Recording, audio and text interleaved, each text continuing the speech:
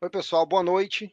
Estamos aqui para um webinar, dentro da semana, do mês da Ciência, Tecnologia e Inovação, em que a gente vai discutir a importância da ciência, tecnologia e inovação para o desenvolvimento sustentável de longo prazo de um país, né? Então, a ideia desse webinar é justamente trazer e mostrar, aí para a comunidade, para a nossa audiência, a importância da ciência, não a importância como diletantismo dos pesquisadores, interesses particulares, não. Né? A ciência ela é um dos grandes alavancadores do crescimento de um país, da geração de riqueza, e aí nós temos vários e vários exemplos mundo afora, certo?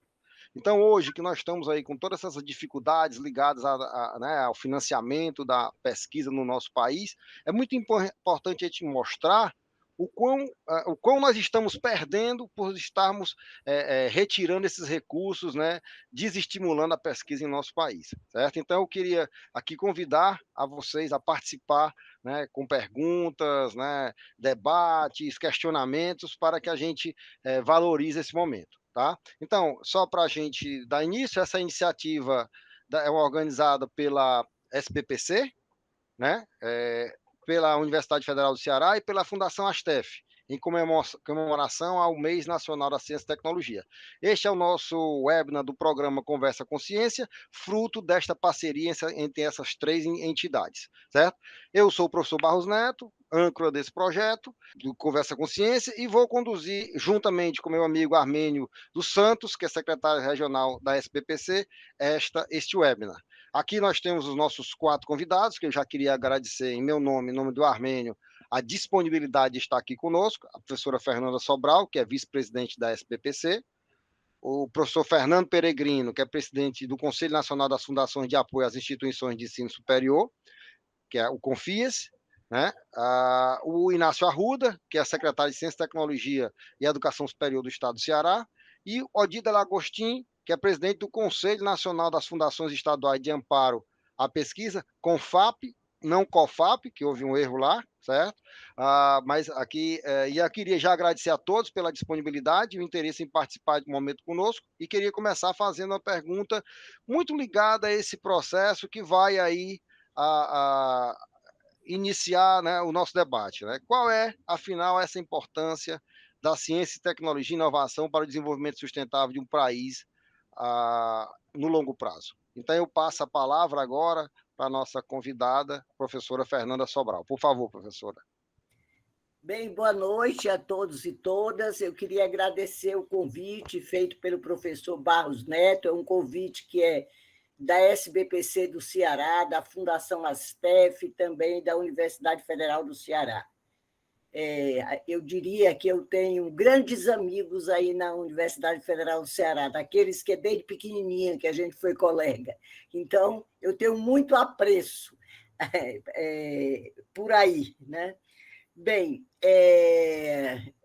tentando, né, responder essa questão que o professor Barros Neto nos fez, eu gostaria de dizer que a ciência brasileira provou seu valor, sua importância no enfrentamento da crise sanitária causada pela pandemia da Covid-19. Só que a gente, além, como é a proposta do professor Barros Neto, a gente tem que mostrar como ela foi importante nessa crise sanitária, mas como ela pode continuar sendo importante no futuro para outros problemas que vão sempre ocorrer. Mesmo oprimida pelo pior orçamento dos últimos 20 anos, o Sistema Nacional de Ciência, Tecnologia e Inovação conseguiu se destacar no mapeamento das mutações do vírus, produção e distribuição de vacinas e análise dos dados da pandemia.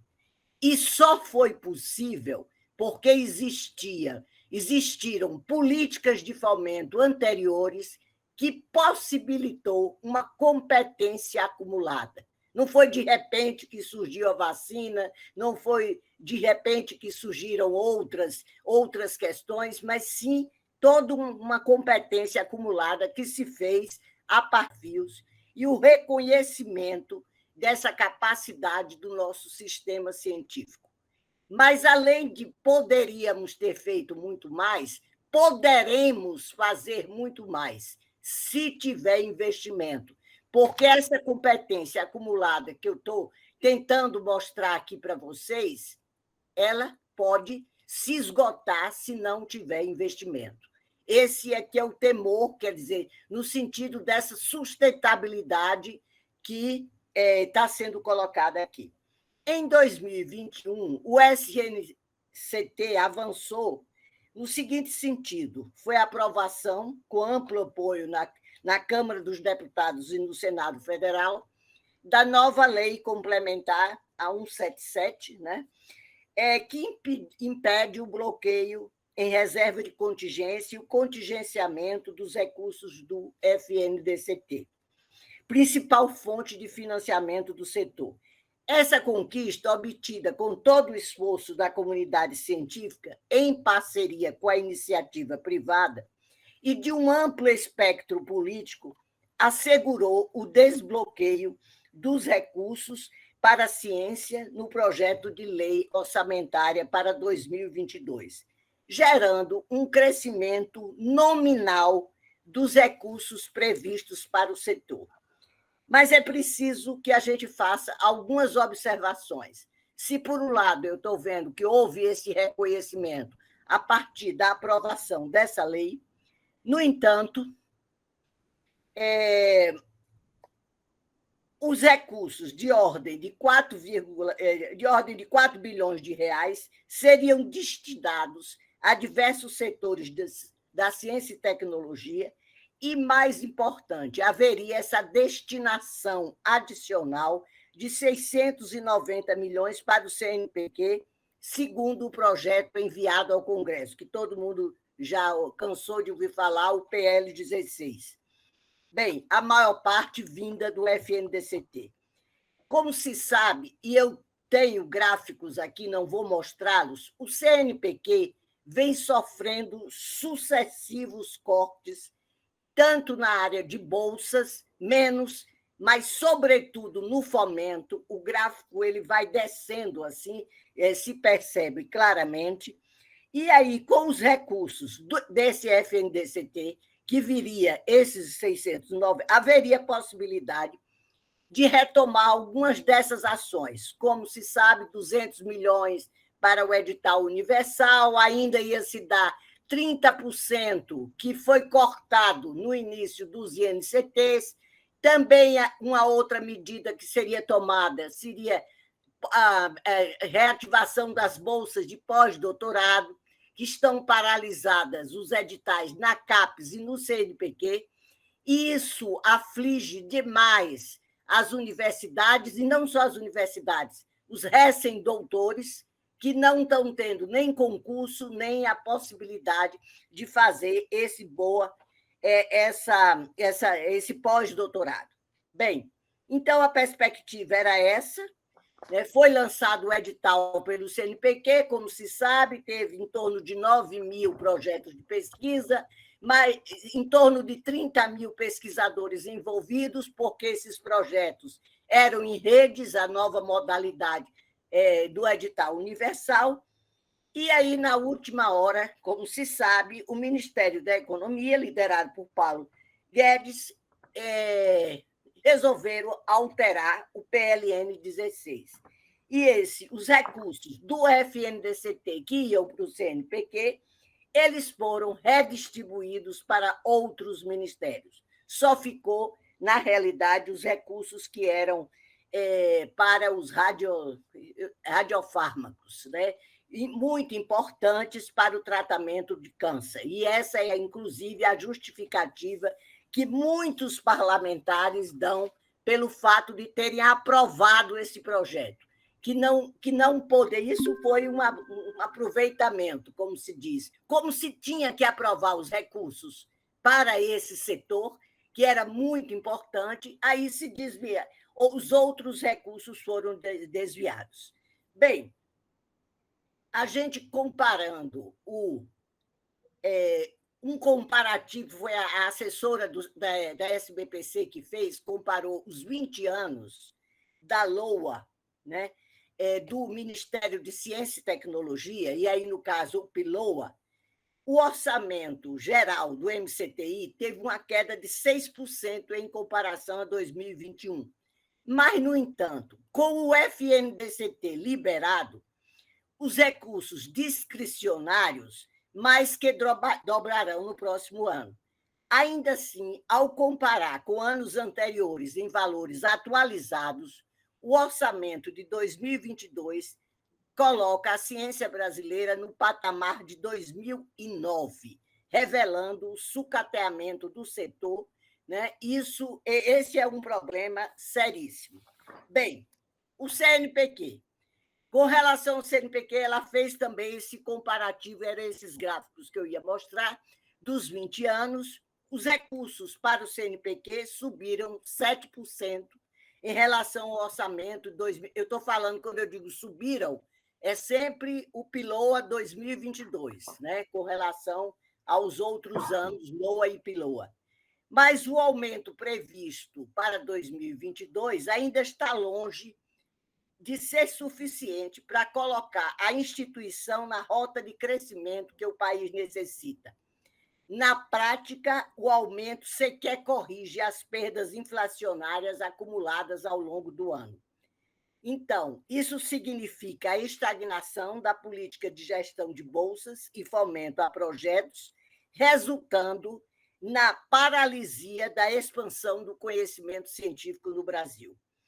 Então, esse é um dado que eu acho importante que se tenha em mente, porque, inclusive, é um problema que tem se falado muito da própria evasão de talentos. Quer dizer, na medida que não há condições aqui, né, e, sobretudo, com relação, como nós vamos ver, com a política de pós-graduação, então, esse problema é aguçado ainda mais.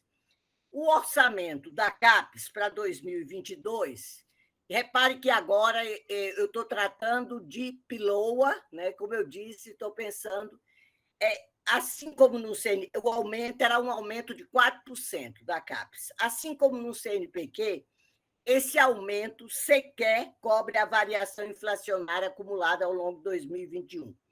No caso das bolsas destinadas ao ensino superior, sequer houve este pequeno aumento, com o total de recursos sendo reduzido em 2,23%. Eu não estou falando aqui o tempo todo de número de bolsas, eu estou falando sempre de recursos, né? Bem, e deve-se dizer que, embora tenha tido no PILOA um aumento dos recursos para bolsas da educação básica, essas que estão devendo agora, estão precisando de um projeto de lei ser aprovado no Congresso para pagar as bolsas, houve um aumento no PILOA, um aumento razoável, mas só que tinha tido uma perda tão grande no ano anterior que vai haver uma recuperação. Mas o que eu estou querendo dizer é que essa recuperação não é tanta como deveria ser, porque vem de uma situação muito baixa. Bem, outro motivo de preocupação são os recursos de fomento da CAPES, com a maior baixa da série histórica, essa série analisada pela SPPC dos 20 anos. Bem, então, a queda dos recursos das bolsas para patamares de 11 anos atrás da CAPES mostra justamente o nível absurdamente baixo destinado ao fomento, o que leva, inevitavelmente, ao sucateamento do sistema de pós-graduação nacional, desmotivando os estudantes a perseguirem a carreira acadêmica e a produção de conhecimento no Brasil. Sabe-se, inclusive, que 90% da produção do conhecimento brasileira vem da pós-graduação. Então, isso é da maior gravidade. Bem, esse quadro trágico, de uma certa forma, que eu tracei, que todos, de uma certa forma, vocês já conhecem, o que eu queria justamente dizer é que cada vez mais a gente tem que pensar, quando a pergunta foi feita pelo Barros Neto, quer dizer, a ciência é importante porque ela é importante para a sociedade. Quando eu penso para a sociedade, era no sentido, até hoje, Paulo Artacho falou isso, falou de uma certa forma isso, no sentido de... Eu acho que a ciência pode contribuir cada vez mais para se ter uma sociedade mais justa, uma sociedade mais sustentável e uma sociedade mais soberana.